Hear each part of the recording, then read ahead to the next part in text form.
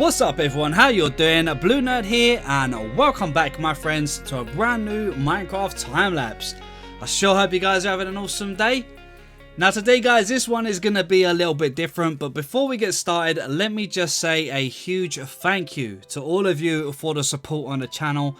I truly am blown away with the amount of support that I've got on this channel since I started it. A week ago we hit 10,000 subscribers, which that was absolutely insane. 10,000 subscribers just sounds mad. And within a week, we've already hit 11,000 subscribers. So guys, thank you so much for all the support. It truly means the absolute world to me. And I cannot thank you guys enough. Now, with that being said, guys, I've been working on this video for a kind of like a 10,000 subscriber special. This has been about 6 weeks in the making and it has taken me countless hours to build. I cannot tell you how many. All I know is that it's a lot. Now, there's been a lot of people who have really enjoyed the medieval harbour that we've been building, so I decided to do a time lapse of one that is in a very similar style but not the same. Okay, so I wanted somewhere where we had a mountain around it so we could kind of blend the docks into the mountain a bit and create kind of a bit more of a smaller harbour, but something that was a little bit more compact and close. So I came up with this design, and again I've gone here, I went with a very similar style. Now this download is going to be available for Patreons, guys. I'm going to start doing these very big builds because this is not my usual time lapse. This is a very big build that's taken a lot of time. So from now on, I'm going to start uploading regular big builds to Patreon, and if you guys want to download them or support the channel, please be sure to check the link in the description and head over to Patreon, and you'll be able to get this and any of my future downloads as well. Now, with that being said, guys, let's head back to what we are building, which is going to be these docks. And like I said, there's been a lot of hours into this, so there's a lot of building. And we started out with this, which is a very similar style to what you guys probably already know from our Let's Build series. So we started off by getting in all of the stonework, and then I started adding in a bunch of the wood. One of the worst things you can do when building things that contain a lot of stone, guys, is keep building in too much stone. It's really good to try and add in some things like wood or bricks or something to really kind of just break it all up and switch it up so that it doesn't look too plain, because stone and cobblestone and brick, it's all very grey and it can make a really amazing build just look really drab, you know. It can really draw the life out of it because it's not got enough colour around it. So when you're building in grey and stuff, always try and find ways of adding life to it, whether it be a matter of adding in a bunch of wood, adding in a bunch of greenery or trees, bushes, flowers. Just find something to just add a lot of colour to the build, and it will totally transform it. It really will. Now, once I finally got the dock all in place, we kind of laid out this little bit of a pier here that came out, and I think this was big enough for kind of what I was going for. I didn't want nothing too big, but something that still looked really nice. So once we've done this, as you can see, guys, something I've done different here was I put a border around the dock edge. As you can see where the wood is, we've got a little border, and I thought this worked really well at separating the actual platforms from the water. When you leave it as just all wood, it didn't blend with the water, but it didn't have a finish to it. And adding in that little bit of stone around that edge just really brought a nice finish to it, and I really like the way that it worked. I think it looks really cool, and yeah, I'm really happy with it. Now, once I went ahead and finished the docks, I went with a very similar style again. So I started over on the left hand side and I started laying out some ideas. On the left hand side here, I was thinking about doing some warehouses because I think that worked really cool with the other build. And then I started making some plans.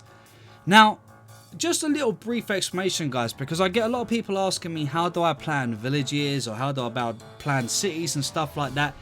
And this is kind of the way I would do it. Now obviously I'm in creative, so I can use all of the different coloured concretes and stuff like that, and sometimes if you're early in game or even in survival in any way, it's not always easy to gather up a bunch of different colours.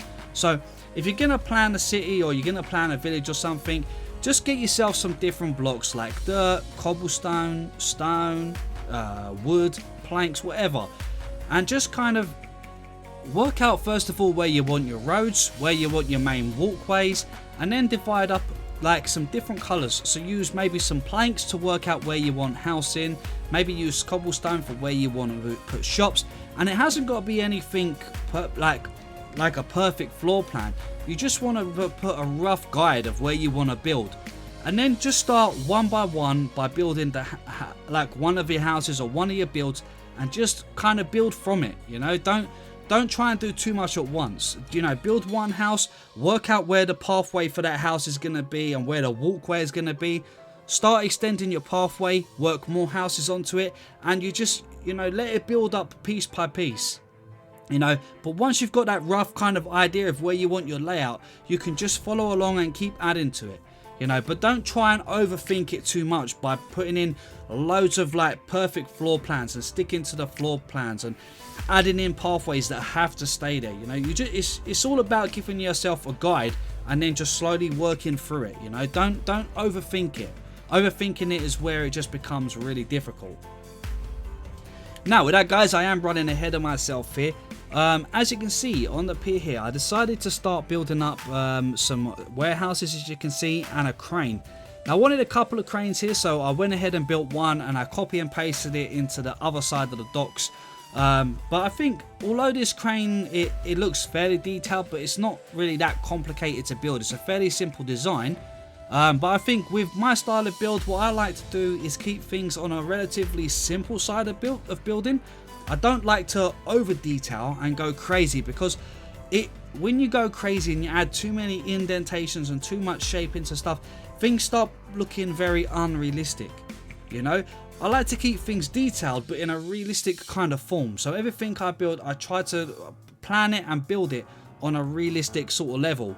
You know, keeping in the depth there, you need a bit of depth in your builds to create and make it look nice. There's got to be depth around it, and the more depth you do create, it does start to look nice. Just you know, just don't go crazy with it, because when you go too crazy, you start turning a nice build into something that starts just becoming a bit unrealistic.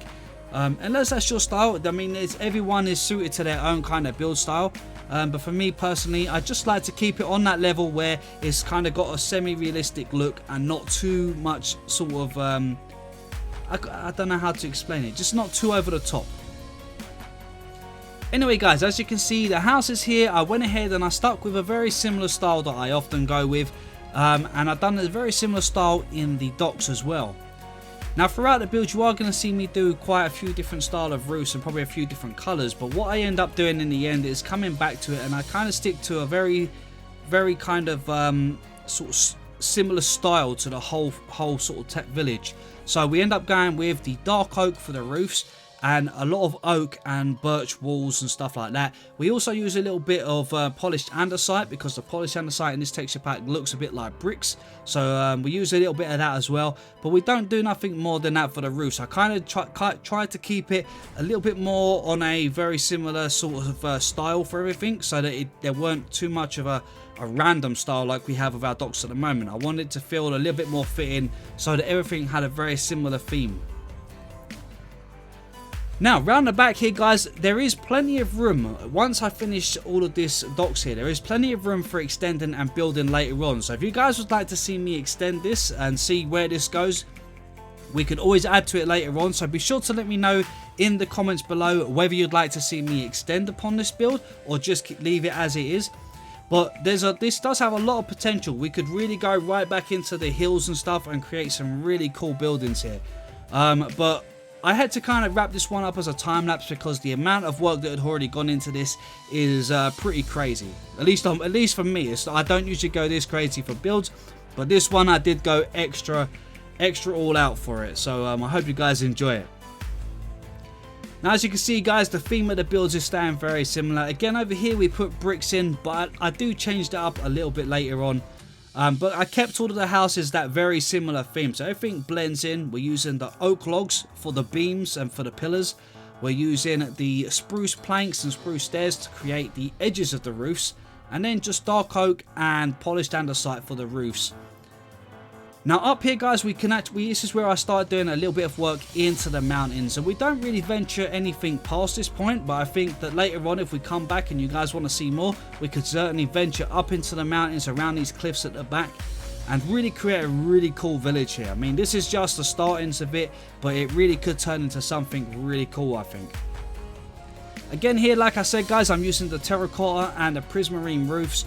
And again, like I said, I started out with some designs like this, but I do change it so that it all fits each other a little bit later on. And I think it just looked a bit better. It just gave it more of a kind of like a proper feel of a village, you know. It just had that same, everything had that kind of same style, that same theme, and it just blended really nice into the docks. I thought after creating the docks that we've been doing, where we got all of these random styles, it was nice to kind of try and put something together that was a bit more matching, so that things all kind of fitted nicely. Now here was something I'd done a bit different, and I've never done this before. It's kind of like two joint houses together that kind of blend into an arch underneath. And I've done this build, and I gotta say guys, I was really happy with the way this one turned out. The shape of it and the style of it just fits so nicely onto the docks here. And underneath in the center there, as you can see, we've got a little doorway that leads straight through to the stairway that leads up to our builds that start in a mountain. And we could start a really cool pathway there that could really lead into a really nice little village around the back. There's a nice kind of cove behind this little mountain here that would work so well for a village. So if you guys want to see that, make sure you let me know, because I think that would be a really cool project to come back to later on. Now over here guys, I did end up getting a video where I actually edited all the terrain here, but the video corrupted and I couldn't get the file back, so I had to leave it out of the video. But here there wasn't too much terraforming. I mostly removed part of a mountain and then placed this. This is the inn that I built in my survival world. So I built it onto a creative world, and then I made a schematic for it and pasted it into this world. And I also went ahead and done this one, which was also from our survival world, and also on the docks. We built this one on the docks as well. So I'll leave a link for this one in the description, and the tavern at the top here, the inn, that's going to be coming very soon. Now once we got this in, I couldn't make my mind up here guys. As you can see, I keep changing things up. I was going to do a curved stairway, and then everything I'd done here weren't working, so I ended up going for a square platform at the back here. And once I get the stairways and stuff like that in, it actually turns out really nice. I think it looks a lot better in the end than I originally sort of thought it was going to. So round here, I do end up removing some of the little mountain bit round the side here to keep it clear. And this is where, in the back here, as you can see, where the grass is on the left hand side here, you can see this is where we could fit in a really nice village. And it's all sectioned off with mountains, so we could really kind of have a nice layout for a little village in there. I think it'd be really cool. Over here, as you can see, we're starting in a stairway here, and I decided to do one on each side of this platform so that you could come up either side up to the little tavern. And yeah, I think it looked really cool. Now again guys, I went ahead and started out with a bunch of stone and the grass, and I made it all neat, and I didn't like the neatness to it. It was too clean and tidy for the docks. So I went around and I just roughed up some of the edges a little bit just to blend it in and make it look a little bit nicer. And I think we could make a few paths leading off behind the back of the tavern at a later point as well. You know, we could make some paths that lead down the back into the town and stuff. Maybe even a couple of houses that actually come up to the same level. Again here guys, we're just basically building in some more houses, a few different shapes here. I tried to make every single house a different shape. You know, whether it was just a little bit different or, you know, a slight bit different. I made sure that every house had some kind of variation in it, so it didn't look like exactly the same build had been pasted across the front. You know, I wanted it all to look a bit different, but not too different that it looked like it was houses from different villages. Now the balcony here guys, it took me a while to get a balcony that I was happy with, but I got there in the end, and I think this little house here turned out really cool in the end. I was really happy with it, but again I went ahead and I added in a bit of polish down the side just to slightly break up the roofs. I didn't want too many different roofs, so just a few polished andesite brick roofs worked really well. You know, I think there's about 3 in the whole village, but it just allows it to make that little break away from the dark oak, just to make a few little things sort of pop out a little bit.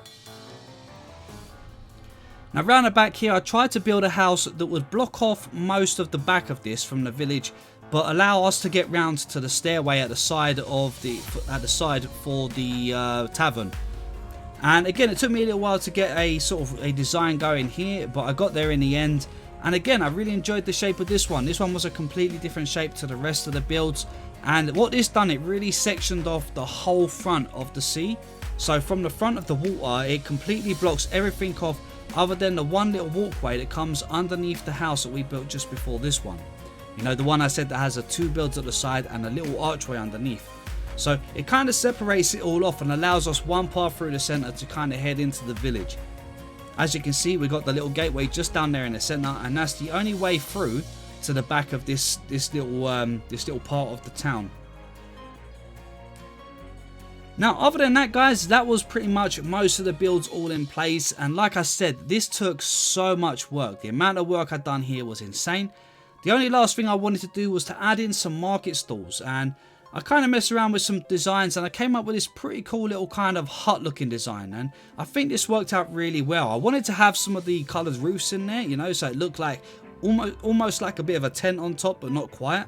So yeah, I think it turned out really cool, and I decided to mix in a few of them, all the same but just different colours, you know. I wanted different colours for different little vendors and stuff like that. And I do go ahead and add some details off camera, so you'll see that when we do the cinematic at the end. And you'll be able to see kind of what I've done with all of the village. Now guys, that is it for all the build. As you can see, we're going to run through a little cinematic here now. So guys, I'm going to wrap it up just here, let you guys enjoy the cinematic. But once again guys, thank you for your amazing support. I cannot thank you guys enough. If you did enjoy this video, don't forget to smash that like button. And if you're new to the channel, please consider subscribing. Just don't forget to hit that bell so you get notified every time I post a new video. But for now, this is BlueNerd signing out, and I will catch you guys in the next one.